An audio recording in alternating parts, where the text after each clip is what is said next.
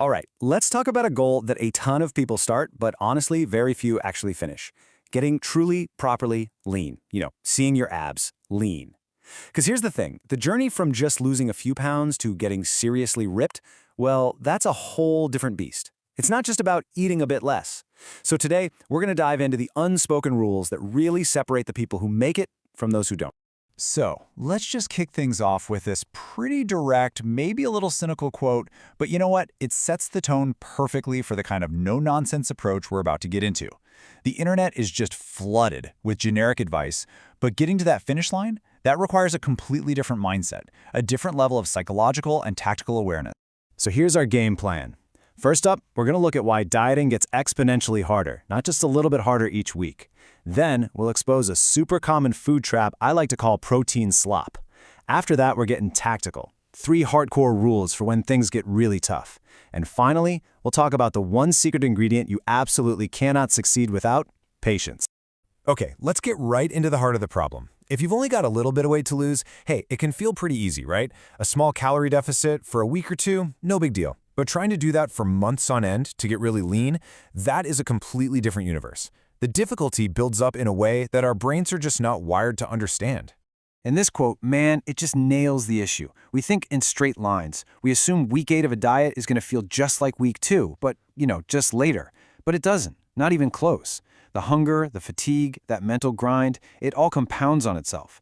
This isn't a failure of your willpower, it's a failure of our human intuition to grasp the brutal math of suffering.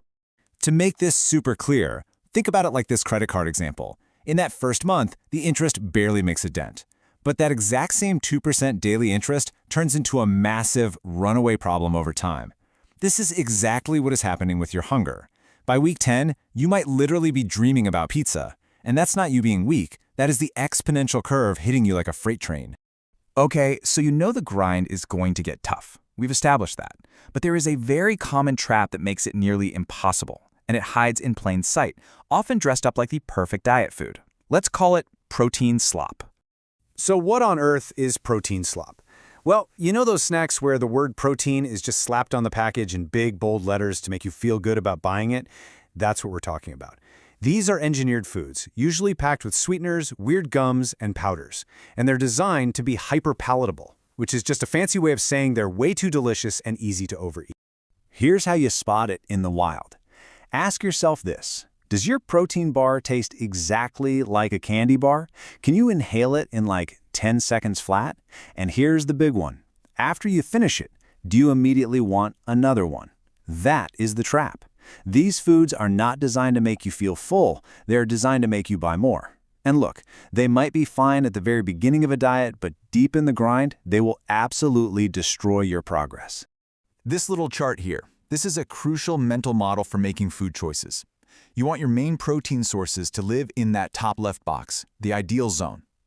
Filling, but tasting just good enough that you don't want to binge on them. Think chicken breast, eggs, plain Greek yogurt. Protein slop? It lives down in that bottom right corner, the worst zone. It's not filling, and it's addictive. That combo makes an already hard diet pretty much impossible. Now that we've identified the exponential problem and that nasty protein slop trap, let's get tactical. When the diet gets brutally hard, and it will, you need a set of non-negotiable rules. Think of these as your arsenal for the grind. Rule number 1 is so simple, but it is absolutely critical. You have to track everything you eat. In the beginning, sure, you can get away with eyeballing your portions, but when you're trying to get truly shredded, your margin for error shrinks down to basically 0. Every single calorie counts, period. And let me be clear about this. The second you stop being meticulously aware of your intake is the second you start slipping. When your hunger is at an all-time high, your brain will trick you. It will convince you to eat just a little bit more. Meticulous tracking is your only real defense against your own biology. It keeps you honest when being honest is the absolute hardest thing to do. All right, rule number 2 sounds a little weird, I know. Eat your water. Don't drink it, eat it. This is a game-changing concept for managing hunger that goes way, way beyond just chugging a glass of water when you feel a craving coming on. The difference is actually really simple. Plain liquid, even diet soda, just zips right through your stomach in minutes. It's a temporary distraction at best. But, and this is key, when water is bound inside the cellular structure of a solid food, like in watermelon or spinach or cucumbers, It takes up real space in your stomach for hours.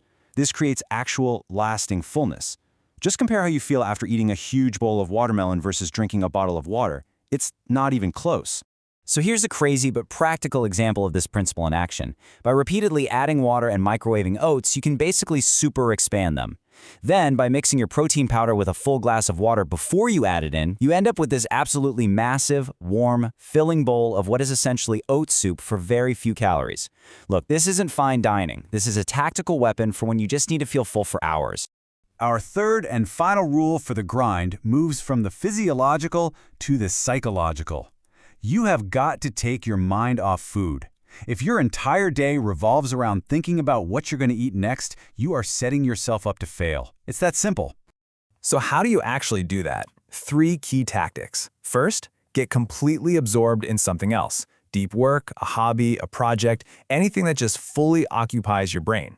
Second, control your environment. This is huge. If the cookies aren't in the house, you can't eat them. And third, stop grazing.